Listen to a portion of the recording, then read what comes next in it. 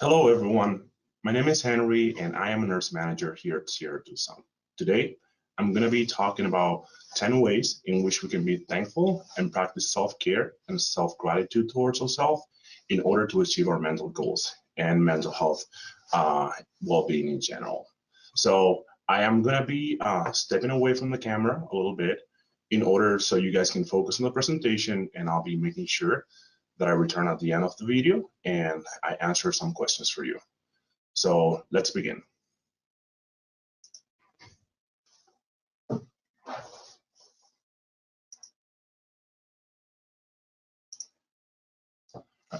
I like to start by reading this phrase from Clive S. Lewis.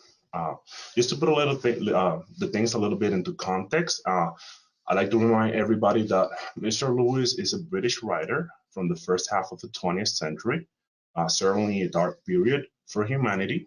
Many individuals for this generation experienced and endured trauma that was study material for the innovative advances in psychiatry that we would see in the second half of the 20th century and the beginning of the 21st. So it goes, mental health pain is less traumatic than physical pain, but it is more common and also more hard to bear. I like to emphasize that the data we are receiving from indicators gives us valuable information about mental health in our society. Please take into account when you see at these statistics that there's also been an increase in this indicator since the COVID-19 pandemic. There is need to develop personal habits that enhance mental well-being, since mental wounds are hard to heal and easy to inflict upon the mind. Unfortunately, children form also part of the statistics and also have increasing incidences of suicide ideation and depressive symptoms. This is information that is extremely concerning, taking into account that suicide is the second cause of death for individuals between the ages from 10 to 34. Self-gratitude can be used as a way of enhancing mental health outcomes. The steps consist of small decisions that one can make every day to improve their mental well-being.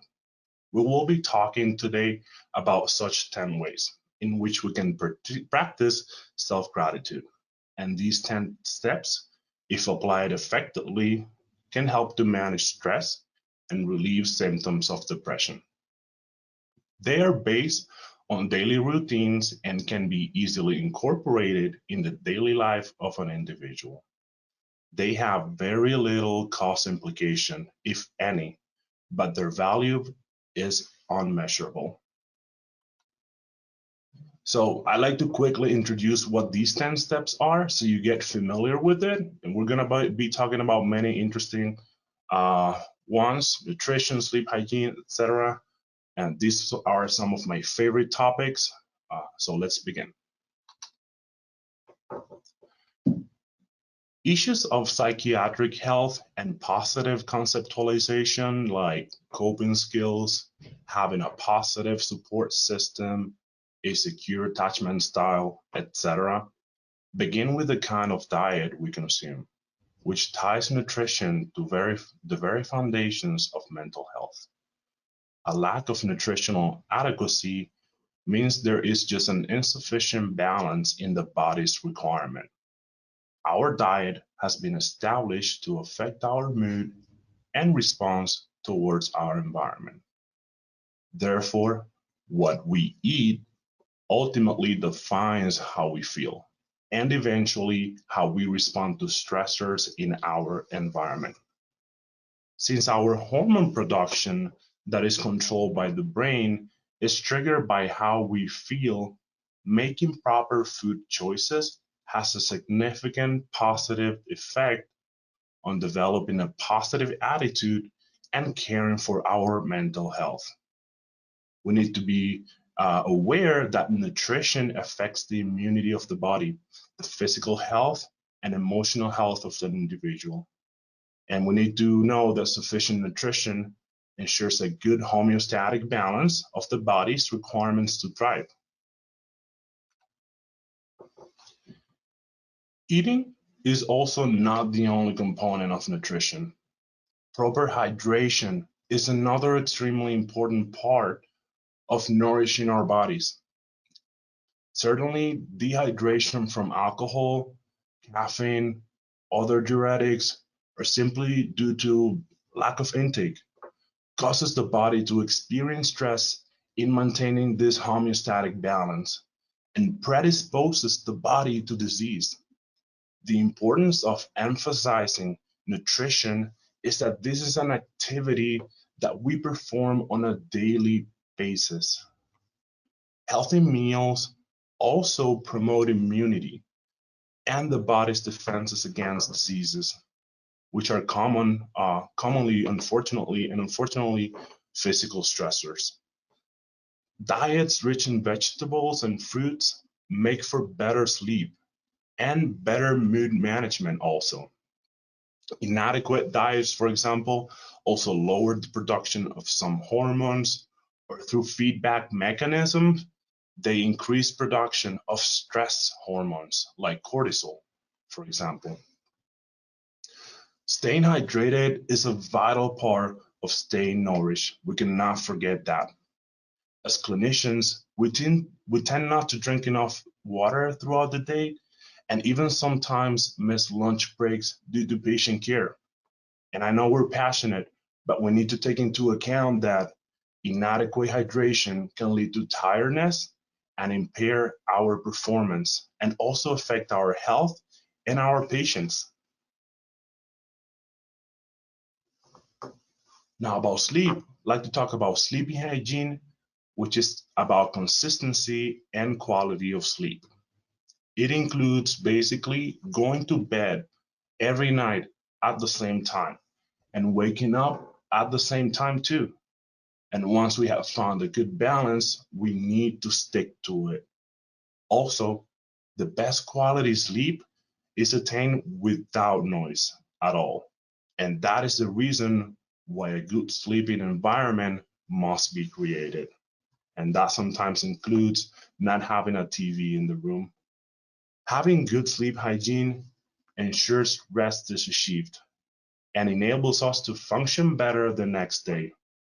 Not having such hygiene can diminish the ability of the brain to remain alert and concentrated, as well as it increases feelings of fatigue and obstructs how much we really rest.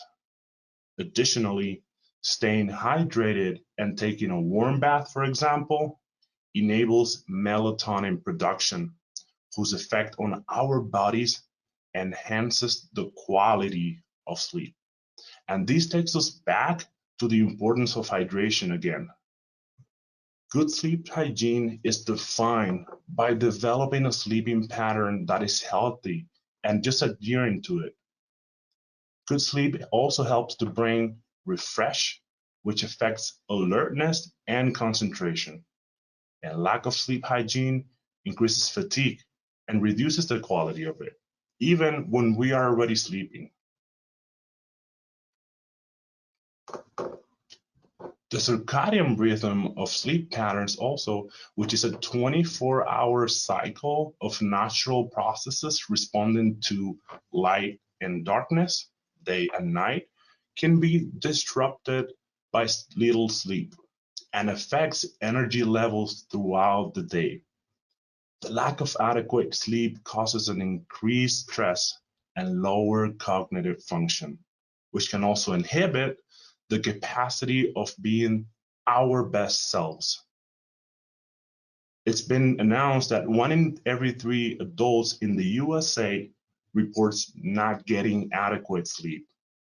This good night's sleep should have a duration of at least 7 hours. Prolonged lack of sleep or quality of it also gravely affects immunity and physical well-being. Unfortunately, inadequate sleep is many times overlooked by a significant part of the population because most people are unaware of the vital role that sleep plays in mental well-being. Spirituality has many dimensions to it, and in many occasions, it even overlaps with religion, which does not really help keeping people from confusing them. And it is that in order to be spiritual, we don't have to necessarily practice a determinate religion.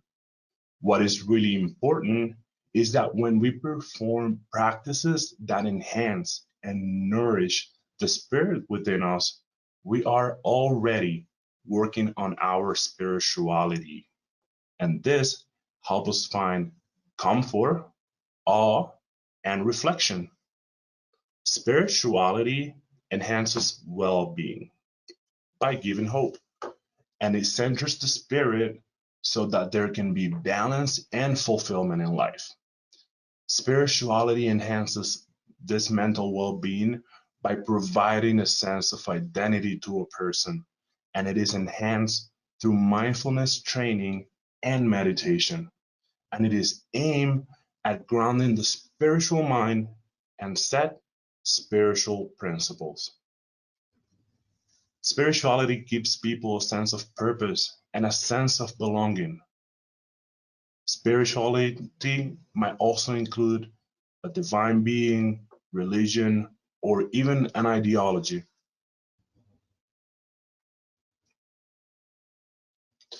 Now, about 450 million people worldwide currently are suffering from neurological disorders related to mental health. Of these, 300 million suffer from depression and 60 million from bipolar affective disorder.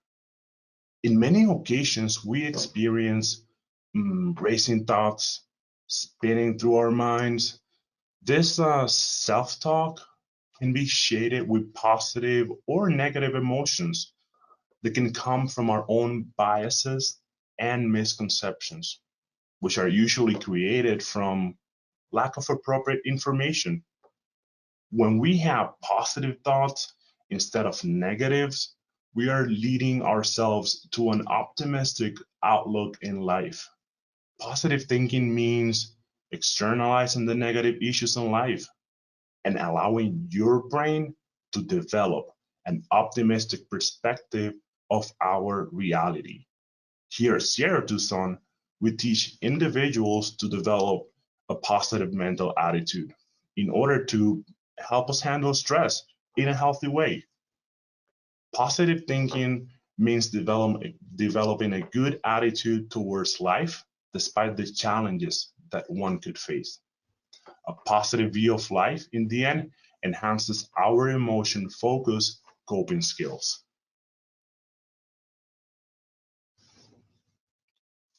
Physical activity is about staying active and in motion. These types of activities trigger endorphins and enhance blood circulation, which improves mood and enables a better management of emotions. Physical activity also takes focus away from any stressors that might be in an individual's life. It helps alleviate chronic pain, to maintain a healthy BMI, or to cope better with stressful environments, to improve self image, self esteem, and self awareness. And it also helps prevent chronic illness, which is cause of mental health disease. A sedentary lifestyle can be a major cause of depression, especially in adolescents, which is a group that is highly vulnerable to suicide. As previously mentioned, suicide is the second cause of death for this age group.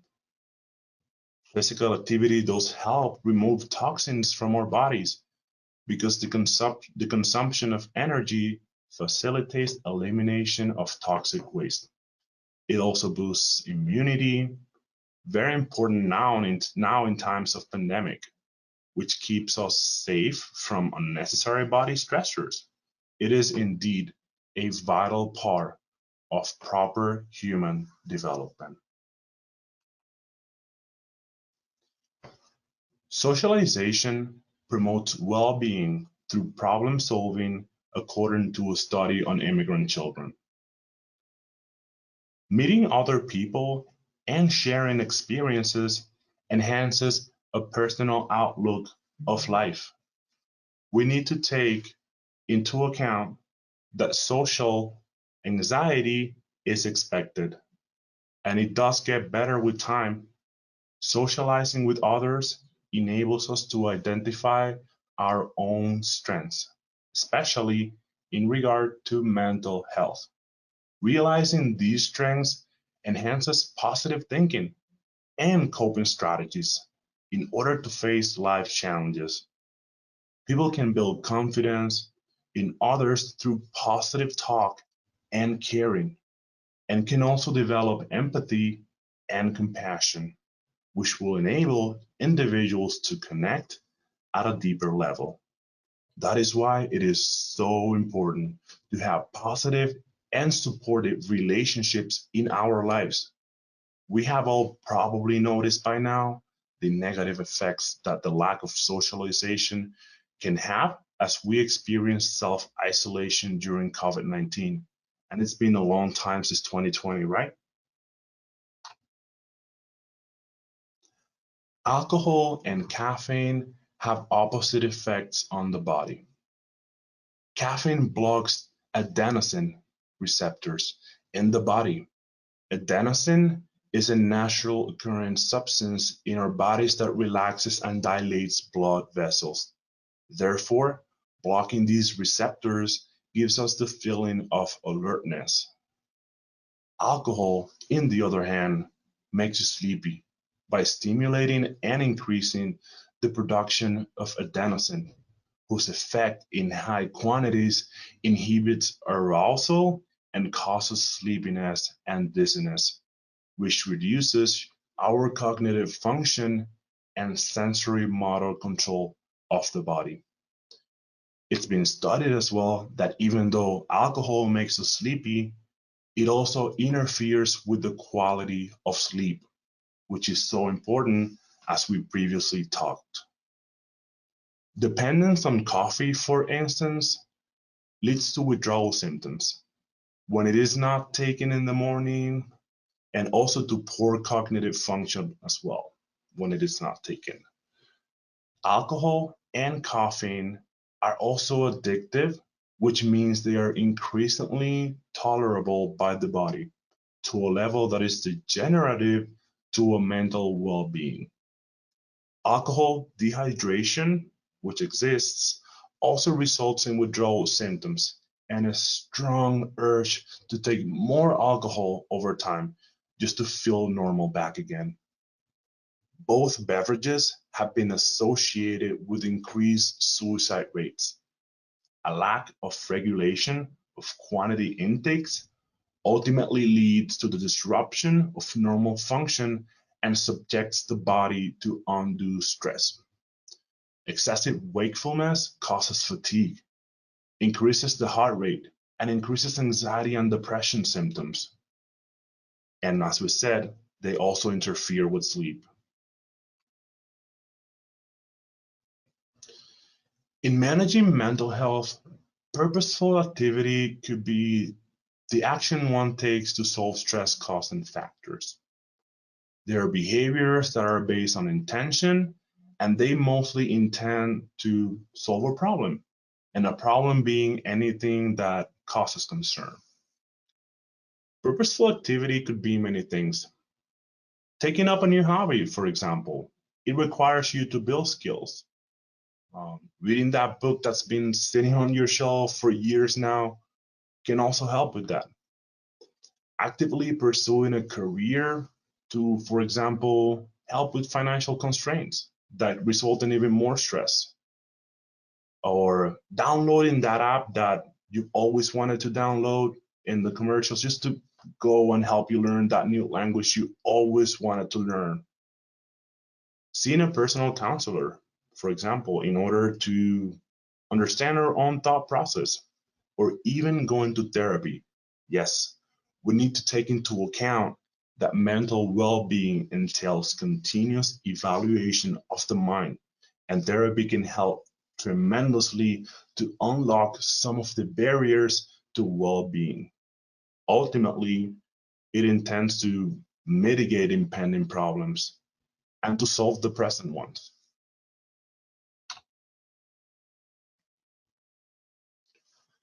Like any other part of our body, the brain needs to be cared for too. The importance of exercise in our minds increases with time. But it is always a good time to incorporate some good methods in order to benefit our brains from it. Engaging in mind stimulating activities enhances cognitive growth and enables neuroplasticity, where our mind adaptively changes and develops new strengths. Mind stimulating activities enhance adaptive thinking and increases our fluid intelligence.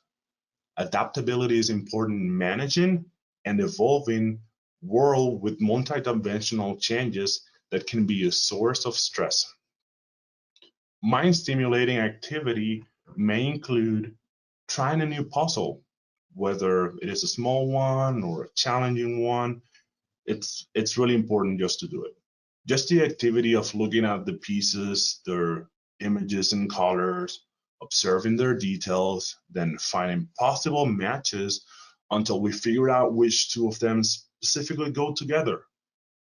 Playing cards, whether it is by ourselves, playing solitary, or with friends, in order to practice our socialization. A part of it also is also learning new games where you can memorize new rules of the game until you know them by heart, and finding ways in which you can use them, those different rules, in order to have the game play your own way. Um, you can also try learning new vocabulary and building your own repertoire of words. So many regions in our brains are involved in vocabulary tasks. This could be a good way to positively impact the ability of expressing our true selves and also the ability to communicate better and to be more precisely understood by our peers and friends and family. There is plenty of potential for brain stimulation with this activity, plus multiple benefits. You can also learn or teach a new skill. We can learn anything, for example, to play a musical instrument or even a second musical instrument for those who who already play music and music is already part of their lives. It could be learning how to ride a horse or how to cook in order to prepare delicious meals and help with your nutrition. It could be also how to use the software at work, just to get everything completed more easily. At the same time, we can also benefit from teaching in a similar way. So teaching will exercise our memory and possibly even help us remember things we had already forgotten and fixate even more in our minds the ones that we already know. The possibility of teaching can also be an excellent opportunity to develop rapport with our friends and acquaintances. We can also try taking dance classes. You can learn so much from your body and teach your brain new moves and to coordinate them with the beat of the music. And at the same time, you increase your levels of physical activity and simply have a good time.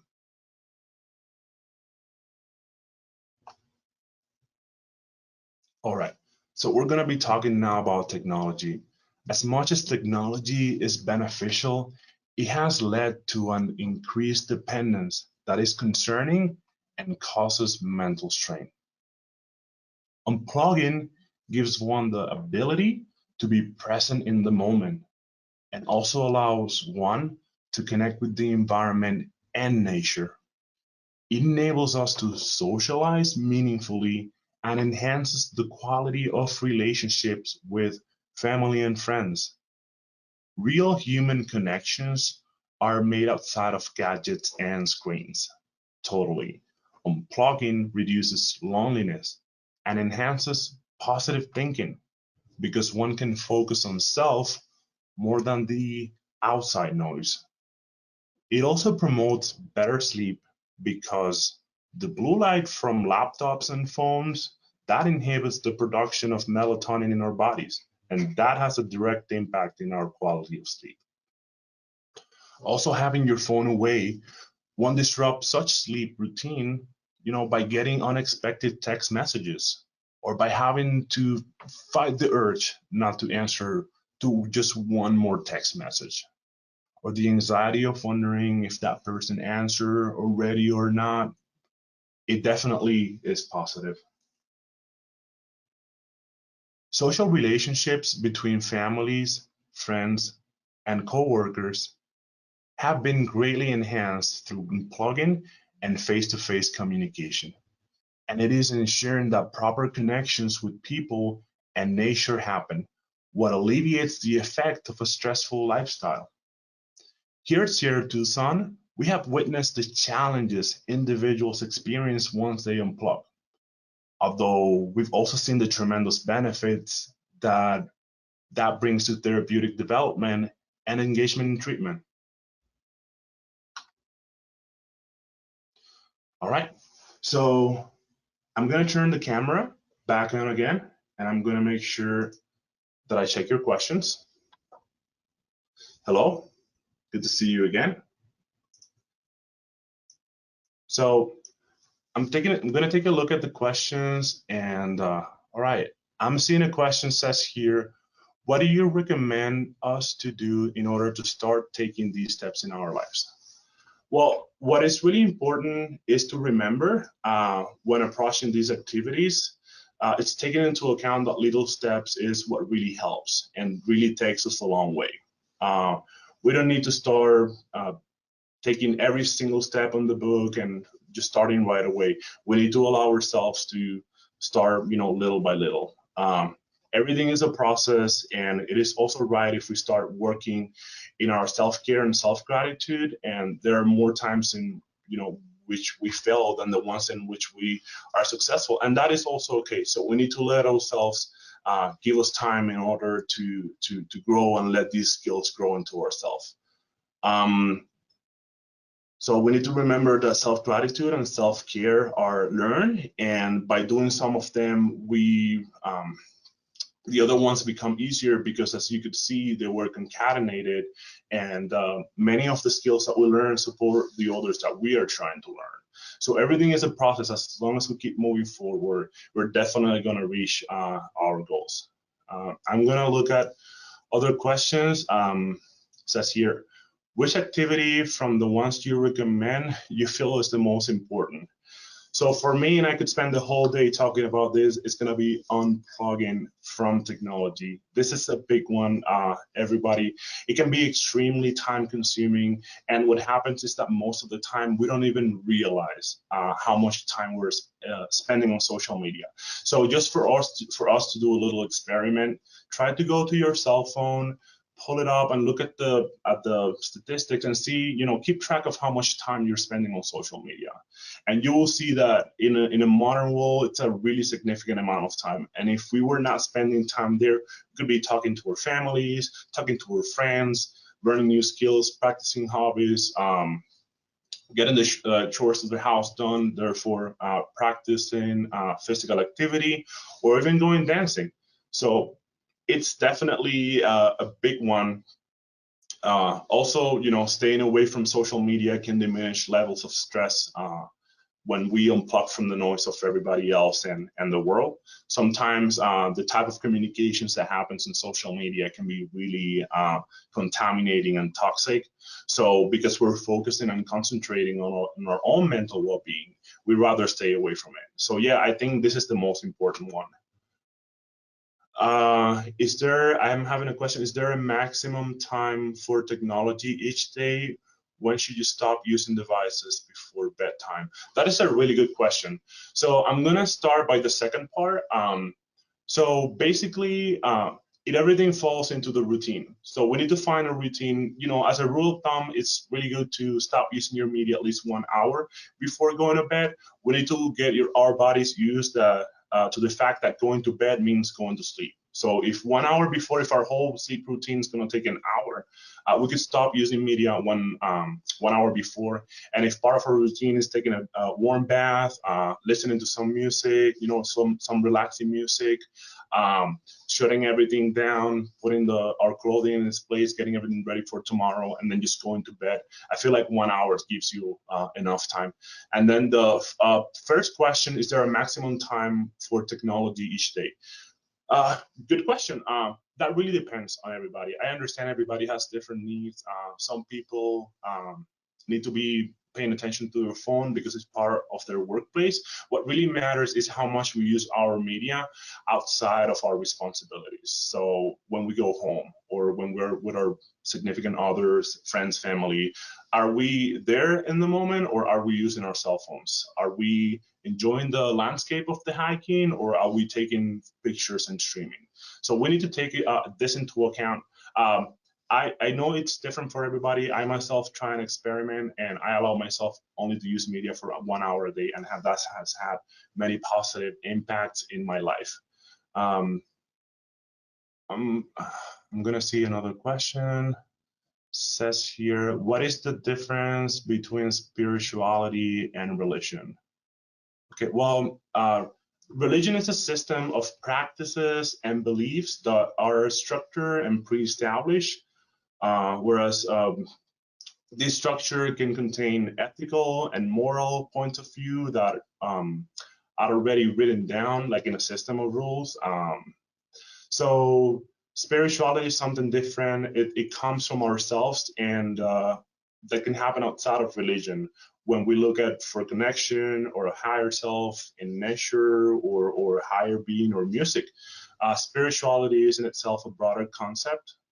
It includes religion, but it doesn't happen. It doesn't happen the other way around. Spirituality outside of religion prompts the individual to build its own spirituality and to create its own path. And one last question, guys. Says here, what is the difference between purposeful activity and mind stimulating activity? That is a really good question, actually, because it's relating to, they're very similar because they're related to learning new skills and new things and experiencing new things. The difference in this is that when we learn purposeful activities, we're trying to